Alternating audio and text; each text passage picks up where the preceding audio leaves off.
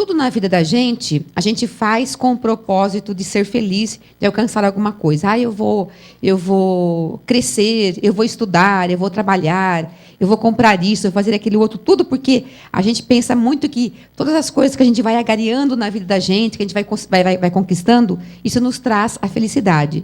De alguma forma, até momentaneamente pode trazer, né? Mas, de uma forma ou outra, todos buscam serem felizes. E aí vem uma coisa interessante, né? A senhora White, ela diz no livro Parábolas de Jesus que uma das maneiras da gente ser realmente feliz é quando nós somos gratos. Então, aprender a agradecer por tudo que Deus nos faz e nos dá é uma maneira de sermos felizes. E diz lá, né? O Senhor deseja que andemos perante Ele com a ação de graças. Anseia ver emanar gratidão do nosso ser. Então, gratidão, né? Mas, se quisermos ter uma vida de paz e felicidade, precisamos, primeiramente, pedir perdão pelos erros cometidos. Então, quando a gente pede perdão, a gente sente um grande alívio, né, na vida da gente. E quando a gente é perdoado também, né? A pessoa diz, olha, eu te perdoei, pode esquecer. Ou quando você chega, olha, eu quero pedir perdão porque eu errei nisso, não é mesmo? E a pessoa diz, você está perdoado. Então, isso traz alívio. E quanto mais alívio a gente sentir na vida da gente, mais feliz nós vamos ser.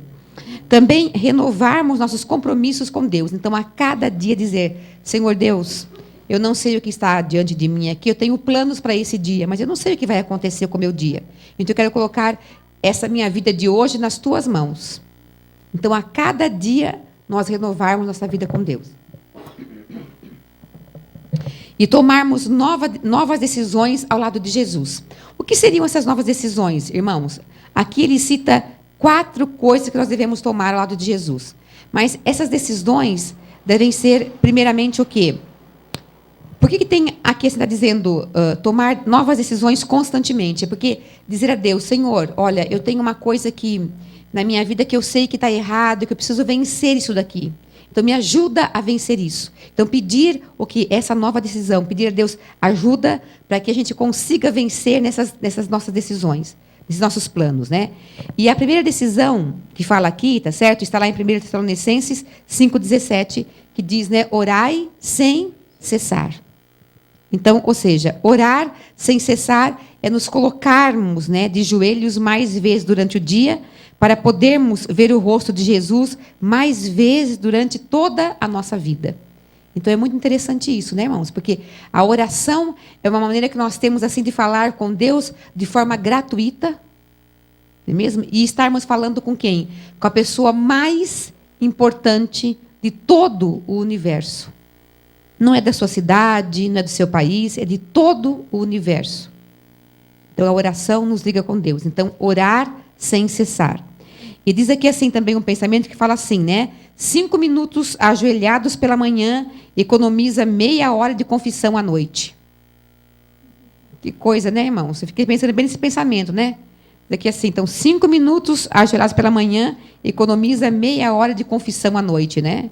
Que bom. Então, devemos orar mais, né? Para termos que confessar menos depois, né?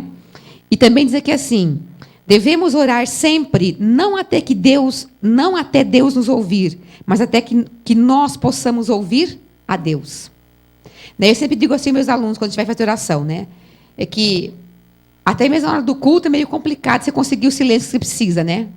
Eu digo assim, queridos, eu não quero ter que mandar vocês para o diretor de disciplina na hora do culto, né? Não encaixa muito bem esse negócio, né? Mas, às vezes eu digo assim, ó, agora é hora de ouvir o que Deus tem a falar para nós. Vocês pediram, vocês agradeceram, agora vamos tentar ouvir a resposta de Deus para nós quanto a esse assunto. Né? E é bem isso. Então, é orarmos até que a gente possa ouvir a resposta de Deus para nós. Eu estou muito perto da caixa, irmão, aqui? Tá bom? Então, então vamos continuar, né? Então, a oração é orar sem cessar. A segunda decisão deveria ser esta, a de lermos mais a Bíblia, como está lá em Apocalipse 1:3, né?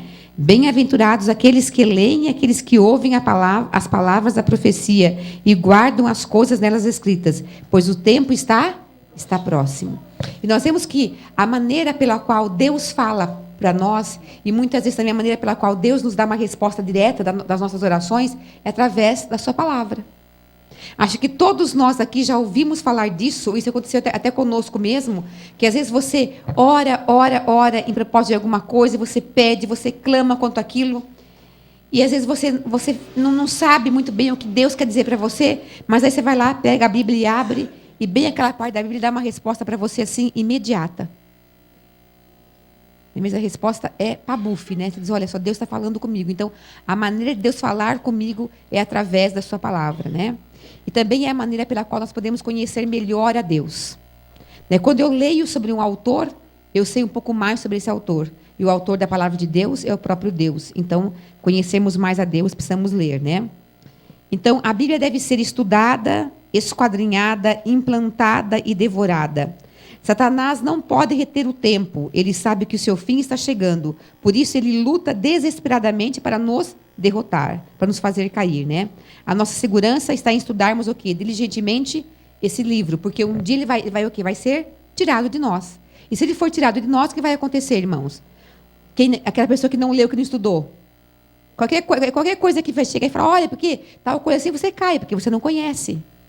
Né? Então, meu povo pereceu por falta de conhecimento. Nós não podemos perecer por não conhecermos, não é mesmo, irmãos? E aí vem a terceira decisão, que diz assim, então, mais comunhão com Deus, né? Então, ressuscitar o altar da família, o culto familiar. E aí é uma coisa assim bem interessante, né? Porque as pessoas, mas como que podemos fazer culto familiar hoje em dia, né? Cada um sai de um horário para trabalhar, cada um vem uma hora para poder almoçar, ou jantar, chega no horário da noite, cada um chega num horário diferente. Como a gente pode fazer o culto da família? Mas, irmãos, com aqueles que estiverem ali, e sempre que for possível juntar quem estiver ali, devemos juntar e devemos fazer o culto da família.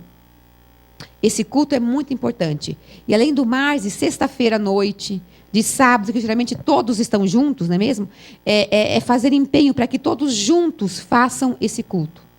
E para que, sabe assim, para que os pais estimulem aos filhos a dizer o que vai no coração deles, e que os pais também digam aos filhos o que está indo no seu coração, para que eles possam sentir, não é mesmo? Que todos têm as suas fraquezas e têm os seus pontos fortes. E devemos orar, então, por isso aí. O culto familiar sempre ajuda muito a família a ficar firme, a se manter firme, né? Então, reavivar o culto familiar. E diz aqui, a família precisa caminhar de mãos dadas para o céu. Devemos mostrar em nossa vida diária que temos paz e descanso no Senhor. Essa paz no coração resplandecerá na fisionomia, imprimirá a voz uma força persuasiva, né? A comunhão com Deus refletirá no nosso caráter e na nossa vida. Os homens conhecerão em nós como nos primeiros discípulos que estivemos com Jesus. E que bom quando as pessoas conhecem na gente que nós estivemos com Jesus. Né? Já viu que as pessoas chegam assim em algum lugar, né? E falam assim, você é crente, né? Ou você é evangélico, hoje em dia eles usam, você é evangélico? Por quê? Porque alguma coisa está mostrando isso para eles. Às vezes é a paz que resplandece no rosto da gente, às vezes é a confiança que a gente tem nas palavras da gente, em dizer tal coisa é assim. Por que isso? Porque nós estamos firmados na palavra de Deus. Deus nos dá a segurança, Deus nos dá a esperança, e isso faz muita diferença na vida da gente. Muita diferença. Eu me lembro que eu estava dando aula, acho que há umas 2 semanas atrás, né? E um aluno estava assim, e eu sou meio assim, quando eu explico, eu não gosto de conversa, né? Enquanto eu estou fazendo outras coisas assim lá, tudo mais, deixa eles ficarem assim numa boa, né? Mas na hora que eu vou explicar, eu quero atenção e total, né? E esse aluno ficava toda hora, disse, querido, atenção, né? Ele não parou, eu falei assim, tudo bem, então agora você vai me sentar aqui na frente, na primeira cadeira. Ah, professora, aqui é muito ruim, porque aqui não tem outra na frente para ele poder botar o pé. A gente tem onde apoiar. Falei assim, sem problemas. Puxei uma cadeira que estava do lado e coloquei ali, pode botar o pé aqui. Aí, né, um outro falou assim, ai, professor, eu queria que você fosse a minha mãe. Aí eu olhei para ele assim, ele falou assim, porque se fosse a minha mãe, acho que eu já teria jogado a carteira em cima dele. E você puxou a carteira aqui. Eu falei assim, pois é, querido, essa paciência não é minha, não. É Deus que me dá. Porque muito pelo contrário, minha mãe vive me dizendo que eu sou uma pessoa que não tenho paciência. Né? E meus alunos dizem que eu tenho paciência, então é uma coisa que Deus me dá, porque não é próprio da gente. E por que faz isso? Né? E as pessoas sentem isso na gente. É porque Deus vai transformando a sua vida quanto mais em contato você está com Ele. Né? E isso é muito importante, não é mesmo, irmãos? E aqui diz, né? Temos diante de nós uma peleja, um grande conflito por toda a vida. com Satanás e suas sedutoras tentações. O inimigo, ele vai empreender todos os argumentos possíveis, todos os enganos possíveis, para o quê? Para nos enganar. E para ganhar a coroa da vida, nós temos que empregar esforço fervoroso e perseverante contra isso. Da mesma forma como Satanás, ele se empenha em nos desviar, irmãos, nós temos que nos empenhar em mantermos firmes. Só que nós não temos força para isso. Nós não temos força para isso. Quem é que nos dá essa força, irmãos? O próprio Deus. Então, Deus, o próprio Deus que quer nos salvar, nos dá força para chegarmos à salvação através dele. Então, é muito interessante, né? Porque se você é o dono de uma empresa e você tem a sua empresa, você pode dizer assim, olha só, aqui eu fiz um concurso, esse candidato passou no concurso, vai trabalhar nessa empresa. Até o que eles fornecem material lá para você, mas você tem que se virar para conseguir fazer aquilo ali e suprir tudo que o patrão quer de você. Agora, olha só como que Deus é muito maravilhoso, não é mesmo? Porque Deus fala assim, olha, o caminho da salvação está aqui. E dá para você o quê? Toda a instrução para chegar nesse caminho, está aqui na palavra dele. Só que você fala assim, nossa, eu tenho tudo aqui nas mãos, aqui, mas eu não sei muito bem como digerir, como coordenar isso daqui. Mas ainda Deus te capacita para que você possa entender e chegar e conhecer e chegar à salvação. Então, o mesmo Deus que quer te dar a salvação, ele te dá conhecimento para que você chegue a essa salvação. E isso é muito interessante, muito fabuloso, né? E diz aqui assim, então, que enquanto vivermos em comunhão com o céu, será em vão que Satanás nos arme ciladas. Como isso é importante. A Senhora White fala isso no livro Mensagem aos Jovens, para vocês jovens. Ela está dizendo, olha, enquanto a gente se manter unido com Jesus, vai ser em vão as ciladas que o diabo vai armar contra a gente. Só que às vezes a gente acha assim, não, eu posso, né? Deixa que eu vou resolver, né? Deixa que eu vou resolver, né? Eu tenho capacidade, eu vou resolver. E aí a gente entra bem, como se diz, né? E não conseguimos nada. Então, temos que esperar em Deus. Então, a primeira decisão, orar sem cessar. Segunda decisão, ler mais a Bíblia. Terceira decisão, mais comunhão com Deus, culto familiar. E a quarta decisão, diz aqui o seguinte, né? Vocês podem até acompanhar ali. Diz assim, falar só o que Jesus possa ouvir. Escrever só o que Jesus possa ler. Fazer só o que Jesus possa ver. Ler só o que Jesus possa aprovar, cantar só o que Jesus possa apreciar, ver só o que Jesus possa contemplar, ir só onde Jesus possa me acompanhar, andar só com quem Jesus possa se associar, pensar só o que Jesus possa concordar, esquecer o que os outros me fizeram, assim como Jesus já se esqueceu o que fiz quando lhe pedi perdão. É fácil isso, irmãos? Olha só, pensar o que Jesus pode apreciar, pode concordar. Pensa bem. Irmãos, o nosso pensamento assim vai para N coisas em N segundos. Agora, como eu consigo isso, irmãos? Isso é possível? Isso é totalmente quase impossível. Mas é possível chegarmos bem perto disso se estivermos em comunhão com Jesus. E aí vem uma questão importante, irmãos. O que é estarmos em comunhão com Jesus, irmãos? Eu gosto muito de frisar isso em todos os meus sermões. O que é estarmos em comunhão com Jesus? Conectado. Isso, assim como alguns internautas devem estar agora, conectados. Fazer a vontade de Deus. Que mais, irmãos? Orar, estar em comunhão. Isso, exatamente. Mas, irmãos, estar em comunhão é sempre estar envolvido com as coisas de Deus. Então, o que significa isso? Se eu tenho para escolher esse caminho aqui, que eu sei que não tem nada a ver com Deus, e esse outro caminho, eu tenho que, mesmo muitas vezes dizendo, olha, eu não estou muito afim de estudar a Bíblia, eu não estou muito afim de ler a lição, eu não estou muito afim de ir para a igreja hoje, eu posso ficar aqui em casa vendo na internet mesmo, né? Aqui, não precisa ir para a igreja, não é mesmo, irmãos? Mas sabe assim, às vezes a gente tem tanta vontade de, eu tenho tanto para fazer, não é mesmo? Mas o que é, irmãos? É lutar e fazer aquilo que nós sabemos que é a vontade de Deus. Agora com o frio vai ser um desafio, exatamente. Então a gente vê, não é mesmo, que quanto mais eu me envolvo com as coisas de Deus, irmãos, mais em comunhão estou com Ele. E mais difícil será o quê? Eu cair. E mais difícil será o diabo me enganar. Mas se eu enfraquecer, irmãos, eu fico o quê? Uma presa fácil. Então, hoje nós estávamos vindo de Limeira, né? E naquela estrada que vem lá de Cordeiro para aqui para Limeira, né? Naquela pista assim, tem muitos postes de madeira assim ainda lá, né? E em cada poste assim a gente via um urubu, né? Pousado no poste, né? Aí minha mãe falou assim: olha só que tem um urubu em cada poste aqui quase, né? Eu falei assim: pois é, mãe. Possivelmente deve ter alguma coisa morta por aqui, né? Aí eu estava falando para ela assim que eles são assim, na África, né? E mesmo por aqui assim, é próprio deles, né? Os abutres, que são os predadores de carne em estado de putrefação, eles assim, como na África tem um animal que está lá meio debilitado, meio ficando para trás, meio fraquinho assim, eles já pousam na nave e ficam esperando. Porque sabe que ele vai morrer, e assim que ele morrer, elas vão lá para poder comer aquele cadáver, né? E assim somos nós, irmãos. Satanás é como esse abutre lá espreita, né? Ele está fraco, aí tudo bem, vou ficar por perto. Porque eu sei que logo ele vai cair mesmo, né? Ele já vai se perder. Então, já que ele vai virar o que? Vai virar minha comida, né? Então, ele está à espreita, está de olho, né, irmãos? Mas quando a gente se mantém firme, né? Ele também está à espreita, mas ele fala assim: nossa, eu luto contra esse, mas isso eu não consigo derrubar. E por que ele não consegue, irmãos? Porque ele é forte, mas Deus é muito mais forte ainda, né? Então, porque é importante cuidarmos com o que ouvimos, vemos ou pensamos. Um pequeno poema diz o seguinte, né? Cuide dos seus pensamentos, porque se tornam palavras. Cuide de suas palavras, porque se tornam ações.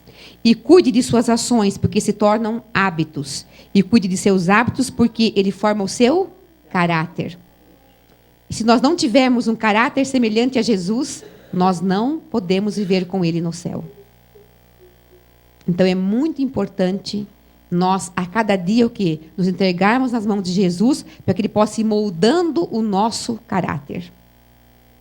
E o caráter de um cristão, irmãos, não se faz de um dia para o outro, é uma coisa que nós vamos construindo constantemente. E sabe assim, não é uma coisa que se perde assim que eu ponho os pés para fora daqui. É uma coisa que se mantém invicta, mesmo diante das intempéries da vida, como nós vimos aquele testemunho lá daquele sargento das agulhas negras, né? Quer dizer, ficou preso, ficou tudo, mas ele falou como eu estava feliz na minha prisão ao ver que eu estava lá, mas eu estava lá em nome de Deus. O quanto estamos dispostos a passar por esse nome de Deus, irmãos. Nós vemos aqui que Filipenses 3, 13 e 14 diz o seguinte, né?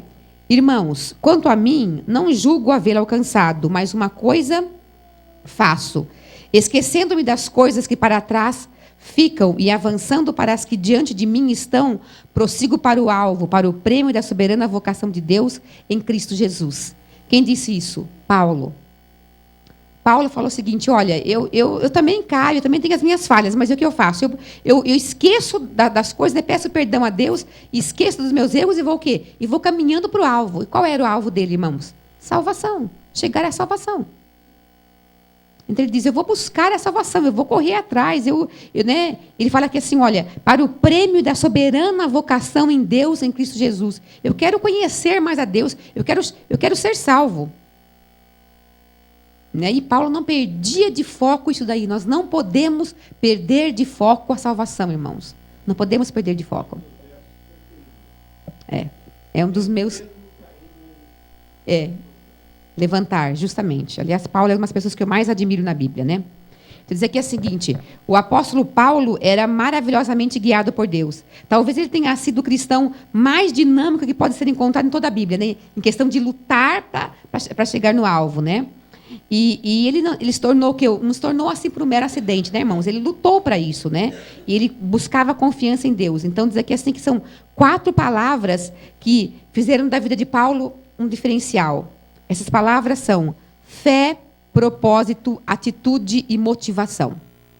Fé, propósito, atitude e motivação. E isso fez com que Paulo fosse essa pessoa da qual nós estamos falando dele até hoje, né? Porque ele fez total diferença na época dele, né? E diz lá então, primeiramente, a fé. A fé. Falamos muito sobre ela na nossa lição hoje, né? A fé. E por que temos que viver pela fé, irmãos? Porque logo nós não vamos ter mais um lugar para nos reunirmos assim. Logo, talvez a gente esteja esparramado por Deus sabe onde. Talvez fugindo, talvez escondidos. Sabe, talvez não ouvindo mais a voz do Espírito Santo falando no nosso ouvido. Por quê? Porque tudo foi retirado da terra, Jesus está voltando, e nós temos que viver pela fé. Nós e Deus somente, ninguém mais, nada mais. E como vamos substituir, como vamos subsistir quando essas coisas acontecerem, irmãos? Fé. Fé. A Rosinha estava me contando, né, uma coisa lá ali atrás, na salinha, em que ela disse que ela estava assistindo a lição pela Novo Tempo, né, Rosinha? E ela falou assim que o pastor usou uma coisa assim que ela achou muito interessante, também achei bem interessante. Que ele comparou a fé a uma chama, né, de uma vela. De um lugar que tem uma chaminha. Ele falou assim, se tiver uma chama pequenininha, vem um vento, o que acontece com a chama? Apaga. Né? Porque a fé está fraca, está pequena. Então, qualquer intempérie da vida, qualquer problema da vida, apaga aquilo ali. Mas se for uma chama que for uma labareda grande, né, assim, o que acontece quando vem o vento? O que acontece, irmãos? Ela aumenta ainda mais e se espalha. Nós vemos, né, quando os bombeiros querem apagar aquelas coisas que acontecem assim, se está ventando, está piorando. Por quê? Porque o fogo se espalha. E é assim, irmãos, a nossa fé tem que se espalhar, tem que produzir frutos, né? E Paulo, então, crendo nisso, ele saiu para pregar em muitos lugares e a muitas pessoas, né? Então, analisemos, em segundo lugar, o propósito de Paulo, né? Então, Paulo era um homem de fé. E isso levava a ter um propósito, né? Que estivesse remendar, né? Paulo, quer ele estivesse remendando tendas, escrevendo uma carta a uma igreja, ou pregando a uma multidão de pessoas em uma praça, ele era dirigido por um só propósito: conhecer a Deus profundamente. Paulo queria conhecer profundamente a Deus. E isso fez muita diferença na vida de Paulo, né? Conhecer a Deus profundamente. Paulo expressou esse propósito em Filipenses 3:10. Ele diz assim, lá o seguinte, né? Para o conhecer e o poder da sua ressurreição e a comunhão de seus sofrimentos, conformando-me com ele na sua morte. Então, Paulo queria conhecer sobre Deus. Não só sobre tudo que Deus havia feito, já as histórias que ele sabia do Velho Testamento, mas também até conhecer o porquê de Jesus morrer. O que isso trouxe para nós. E nós vemos aqui que Paulo, né, tanto ele quis conhecer a Deus, que ele foi um dos escritores mais importantes da Bíblia na questão de falar sobre justificação pela fé, que é um tema extremamente atual e bem complicado até hoje, né? Então, justificação pela fé. E Paulo queria conhecer melhor esse Deus, né? Então, o propósito de Paulo era muito semelhante ao de Davi, que orou, que está lá em Salmos 42:1, que diz, né? Como suspira a corça pelas correntes das águas, assim por ti, ó Deus, suspira a minha alma. Então, Davi e Paulo queriam conhecer profundamente quem era Deus, o que era Deus. E nós vemos aqui, então, que esta fé e esse propósito de conhecer a Deus gerou em Paulo uma atitude. Essa atitude nós vemos lá em Filipenses 3:8-14, que expressa alguma coisa da atitude de fé de Paulo, né? Que diz o seguinte: observe algumas frases poderosas e inspiradoras que encontramos nessas passagens. Que eu possa ganhar a Cristo. Né? Sempre a gente pensa assim que Deus tem que nos ganhar, né? Nos conquistar, não é mesmo? Mas Paulo está dizendo que eu possa ganhar, né, Cristo. Que eu possa ter Cristo sempre comigo, né? Ganhar a Cristo. No verso 8. Que eu possa conhecê-lo melhor. Prossigo para alcançar, esquecendo-me das coisas que para trás ficam, avançando para as que estão diante de mim. Prossigo para o alvo. Então, sempre a vontade de Paulo era o quê? Era ir à frente, e mais, e conquistar mais, e subir mais, e estar mais perto de Jesus, mais em plena comunhão com Jesus. E isso era fundamental na vida de Paulo, né? Então, nós vemos aqui que essa fé, esse propósito, essa atitude, trouxe a ele o quê? Uma motivação, né? E nós vemos aqui que essa motivação é muito interessante, porque quando a gente está motivado, né, a gente quer fazer, realizar aquilo, custe o que custar. A gente quer realizar, a gente quer fazer, né? E aqui diz, o maior milagre, irmãos, não é a cura, é a transformação, né? Não são os bens materiais, mas a paz e a esperança que Deus nos dá. Então, a gente vê que, e isso é uma coisa assim que me intriga demais, né? Nós vemos hoje em dia que as igrejas por aí, né, evangélicas, A gente vê como que a pregação é muito materialismo, né? Vem para cá que você vai ter bênçãos materiais, né? E bem, olha, tal pessoa veio para a igreja tal e agora já tem uma loja, daí não sei das quantas, né? Então, quer dizer, são assim coisas. Então, as pessoas vão para Deus porque vão ter alguma coisa em troca, né? Mas Deus diz aqui o seguinte, né, meus irmãos? O maior milagre de Deus na nossa vida é a nossa transformação. É o quanto Deus consegue transformar nosso caráter, nossa vida. Então, eu era uma pessoa X antes de conhecer a Jesus. Hoje eu sou uma pessoa Y depois de conhecer a Jesus. Porque Ele mudou a minha vida. E essa mudança de vida, irmãos, só pode haver em nós quando nós estivermos em plena comunhão com Jesus, né? E assim Paulo vivia. Então, aqui diz uma coisa bem interessante, né? Impressionar é diferente de influenciar. Impressionar é diferente de influenciar. Você pode influenciar a muitos por algum tempo, mas você não pode influenciar a muitos por muito tempo. Mas a sua influência pode impressionar a muitos por todo o tempo. Então, quer dizer o quê, irmãos? A gente pode até causar uma boa impressão, mas depois que as pessoas vão te conhecendo bem, só foi à primeira vista a coisa, mas depois a coisa não é bem assim não, né? Agora, a sua influência, essa pode mudar muita coisa e pode influenciar muitas pessoas por muito tempo. Porque a influência aqui pode ser o quê? O seu testemunho. Como que você age diante das coisas? Eu nunca me esqueço que um dia eu fui pregar numa igreja lá em Limeira, né? E tem um senhor nessa igreja assim, que é um senhor bem simplesinho, um pedreiro, né? Mas ele é uma pessoa assim, muito simples, uma pessoa muito temente a Deus, né? E um dia, alguns jovens lá resolveram ir orar no monte que tem lá em Limeira. Tem um lugar assim, um monte bem alto, aí Limeira, assim, eles foram orar nesse monte. Nós vamos subir, vamos fazer oração lá no monte. Tudo bem, até aí está tudo certo, né, irmãos? Que bom que os jovens tomaram essa iniciativa, né? Só que chegaram lá, fizeram o curso, eles olharam para orar e começaram a ouvir o barulho de um bicho. Porque não sabiam o que era o raio do bicho. Aí o que aconteceu? Ficaram com medo e começaram a achar, olha, deve ser o diabo que deve estar aqui rondando a gente. Saíram tudo correndo, desesperado, foram na casa desse irmão. Irmão, nós fomos orar lá, tinha um barulho esquisito, irmãos. Acho que o diabo estava atacando a gente porque ele estava fazendo um culto lá no topo da montanha. Ele falou assim, nada, se vocês estão com Deus, não tem que ter medo. Vamos lá que eu vou com vocês, né?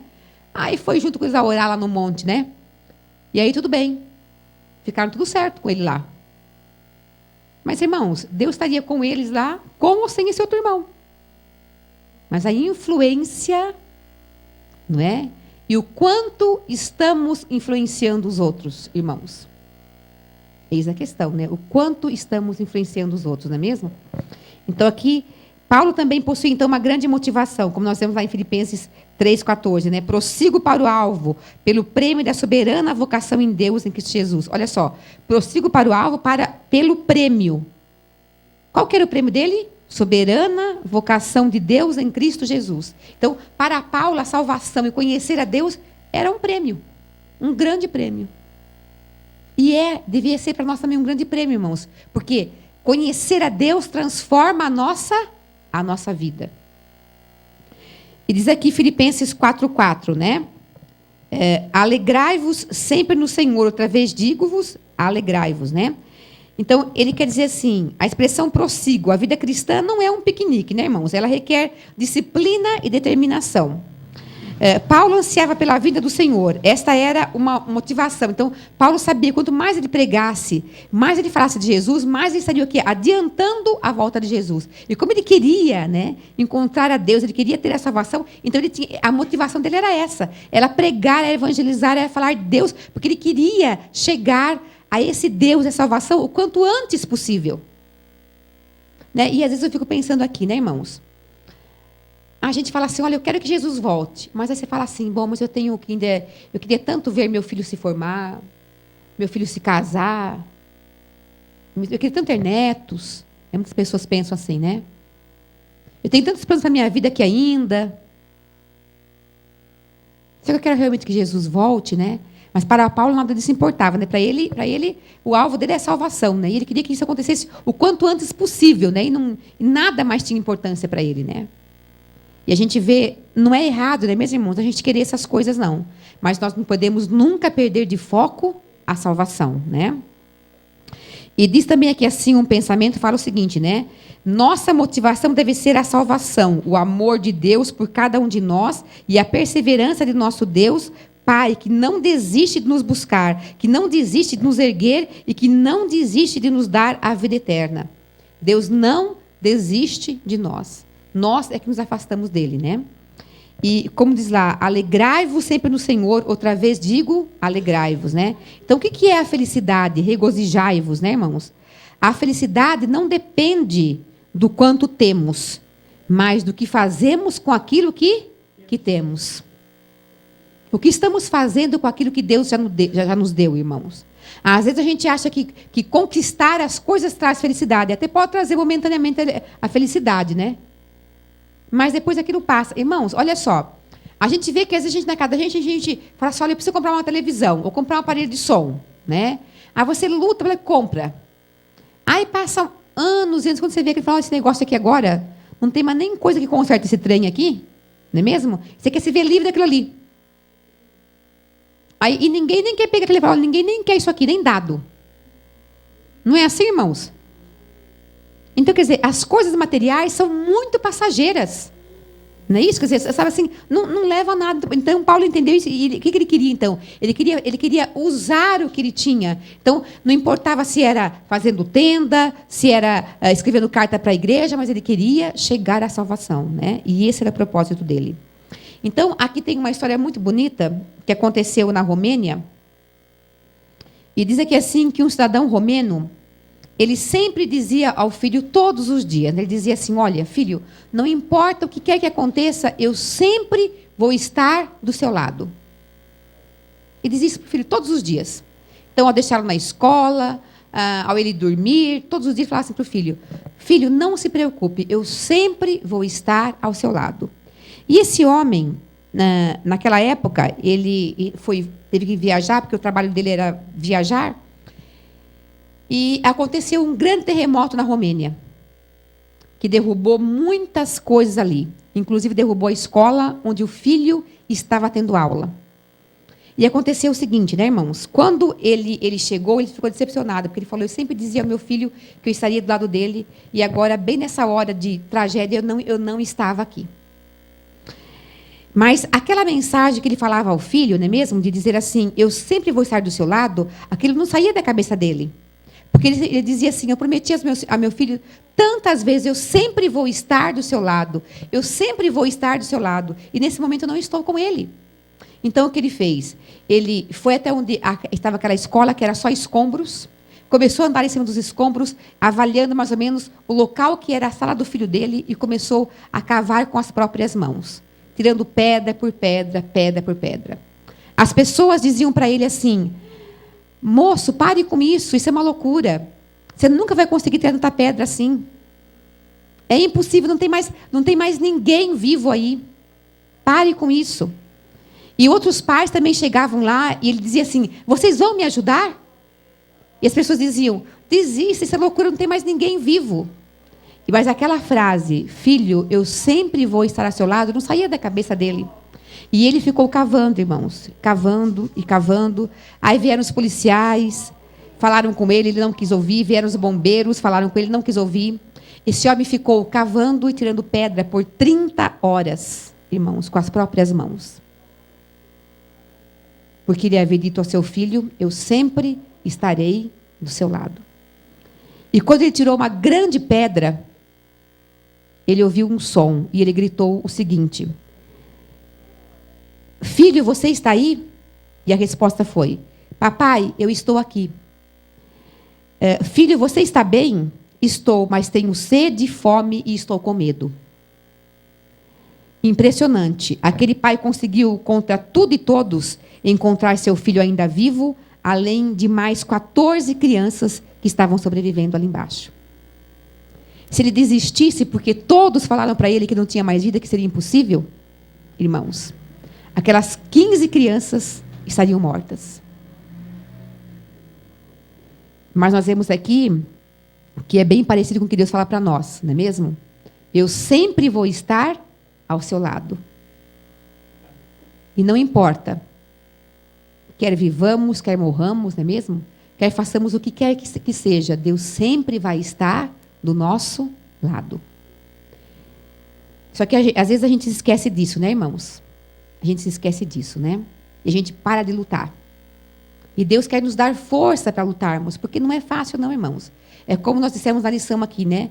São pessoas que nos perseguem, são pessoas que acham que você é meio careta porque você tem uma vida diferente. E não pense, irmãos, que isso é só no mundo, não. Não pense, é dentro da igreja mesmo. Eu vejo no NASP. Que muitas vezes assim, né? Quando a gente tem professores assim que já são mais antigos, mais velhos, assim, então mantém uma certa tradição. Mas professores meio jovens que chegam assim, meio assim, né? Acabam olhando para você meio como se você não meio ET. Sabe por quê? Ah, não come carne. Ah, é tudo certinho. Sabe assim? Então, é como se as coisas que são certas fossem erradas e as erradas fossem boas. Então, irmãos, eu volto a insistir com vocês. Nós pertencemos a um povo que tem toda a verdade. Mas se essa verdade não mudar a sua vida, ela não vale de nada. Se essa verdade, irmãos, não fizer diferença, não transformar, não tornar você uma pessoa melhor, aqui dentro e lá fora, não adianta de nada. Essa é a realidade. Deus nos prometeu, eu sempre vou estar ao seu lado. E que nós possamos confiar nisso, irmãos, a tal ponto de que não importa, você vai cair, a gente cai constantemente, irmãos. Mas se levante, como o irmão Cláudio disse, né? Na mesma hora ele fala assim, Senhor, olha, isso foi mal, não está certo não, mas me ajuda aqui que isso não aconteça mais. E sabe, irmãos, as coisas não são fáceis na vida da gente. Eu tenho uma turma lá no NASP, assim, que é uma classe tenebrosa. Né? E justamente por isso me colocaram como conselheira dela. Né? E quando eu fiquei sabendo disso, eu falei assim para Deus, Deus, é um desafio. Mas ainda bem que foi comigo. Né? Porque o Senhor tem que me dar força para poder conseguir isso, né? E eu luto com eles assim ali, mas consigo a trancos e barrancos levar a coisa, né? Mas não é fácil, irmãos. Mas o que a gente pode sem Deus? A gente não pode nada. A gente não pode nada. Eu chego antes de entrar e digo assim, Senhor, estou indo para lá. Mais uma vez, esteja comigo, porque eu não sei. E assim que começou o ano, nessa mesma turma, irmãos, eu cheguei lá, eu estava dando aula, né? E foram entregar para os alunos uns bilhetes assim, né? E o aluno, isso é o terceiro ano do ensino médio. Um aluno veio pegar papel e na hora de voltar, ele pegou assim, chutou a mochila da menina, a mochila foi parar fora da sala de aula. Nossa, aquilo assim me subiu a cabeça, né? Eu falei, menino, o que você está fazendo? O que você está pensando? Aí, como eu já fui meio agressiva assim com ele, também já me respondeu agressivamente, né? Não, ela me dá liberdade de fazer o que eu quero, ela não está se importando. Por que você tem que se importar? Aí eu digo assim, tudo bem. Já que você quer fazer o que você quer, também vou fazer aquilo que eu quero. Pode ir lá para o diretor de disciplina. E tudo bem, mandei ele para o diretor de disciplina. Só que depois eu falei assim, tudo bem, eu fiz isso, talvez fosse o que eu devesse fazer, mas eu não vou consertar esse rapaz dessa forma. Aí, no final da aula, eu chamei e falei para ele assim, olha, pensa bem, apesar de ela dar liberdade para você chutar a mochila dela, e se você quebrasse alguma coisa? A mochila voou para fora da sala de aula. Se tiver algum pai passando a direção da escola, vão achar, que bagunça é essa nessa sala de aula? O que você está aprendendo com isso? Aonde isso vai te levar? Aí ele falou, não, tá certo, professor, tem razão. Eu realmente errei. Me desculpe, isso não vai acontecer mais. De fato, não fez mais mesmo. Mas a questão, sabe, irmãos, é assim, não é fácil, irmãos. Sabe, nós somos pecadores. E a nossa vontade é o que é? É dar na mesma medida que nós recebemos. Só que a gente tem que ser diferente porque nós somos cristãos. E se nós agirmos como qualquer outras pessoas agem aí fora, sabe, os outros vão dizer para a gente assim, tá, mas que diferença faz então você ser adventista? Que diferença faz você ficar falando tanto de seu Deus aí, se você se comporta da mesma forma como todo mundo? Não tem diferença nenhuma. Né? E aqui diz assim, um pensamento muito bonito, que diz o seguinte: na busca por mim, descobri a verdade. Na busca pela verdade, descobri o amor. Na busca pelo amor, descobri Deus. E em Deus tenho encontrado tudo. Deus não escolhe pessoas capacitadas, Ele as capacita. Por isso mesmo, irmãos, quando as pessoas falam assim, mas vamos colocar tal pessoa no cargo da igreja, ele não tem muito capacidade para tal coisa. Mas se aquela pessoa realmente se empenhar nisso e buscar ajuda em Deus, Deus a capacita, irmãos. Deus a capacita. E sabe, assim, irmãos, olha só. Quando eu fui para o NASP, né, irmãos, eu estudei minha escola, toda a minha escola fui estudar em escola pública, né? A minha faculdade foi faculdade particular. Mas nem foi uma faculdade tão renome assim, né? Mas, graças a Deus, no NASP, eu sou muito respeitada como professora lá. E isso eu devo a Deus. Não é por causa de mim. Porque, na realidade, eu não sou uma pessoa que tem tantos conhecimentos. Eu tenho de ensinar. Ensinando é que eu aprendo. Mas uma coisa eu acho assim interessante, né, irmãos? Que os alunos falam assim para mim, professora, você falou tudo isso para a gente, assim da sua cabeça? Eu digo assim, sim, queridos. Por quê? Tanto a gente ensinar, a gente já começa a aprender. Eu digo assim para eles, querem saber qual a melhor maneira de você aprender uma coisa? Ensine aos seus amigos. Sente com aquele que não sabe e ensine. Você vai conseguir aprender muito mais quando você ensina. Só que tudo isso, irmãos, Deus me capacitou. Não é por mim. Não é por mim. Deus nos capacita quando a gente quer dar o nosso melhor. E Deus faz isso para a gente. Deus, se você se esforça, se você busca, Deus te capacita. Nós temos que confiar nisso. Temos que ter fé em Deus, não é mesmo? E a fé, irmãos, ela faz coisas maravilhosas na vida da gente. Né? A fé pode mover montanhas e pode transformar nossa vida também. E como diz o pensamento, né? Pela fé, o impossível tornou-se possível. O invisível tornou-se visível. O ausente, presente. E o distante, próximo. Os sonhos tornaram-se em realidades. As aparentes maldições em bênçãos. As trevas em luz. Dos espinhos brotaram rosas pela fé. Nas mãos divinas, o pouco passou a ser muito. E o nada, tudo. Os minutos eternizaram-se. E os obstáculos transformaram-se em trampolins para glorioso sucesso. Então, Deus não conhece obstáculos, irmãos. Deus não conhece imperfeições. Deus não conhece incapacidades. Deus só conhece capacidade, vitória, sucesso, alegria. E é isso que Deus quer nos dar. Quer ser feliz? Quer ser vitorioso? Ore a Deus. Leia a palavra dEle. Esteja em comunhão com Ele. E lute pelos seus alvos, porque Deus vai capacitá-lo. Creia nisso.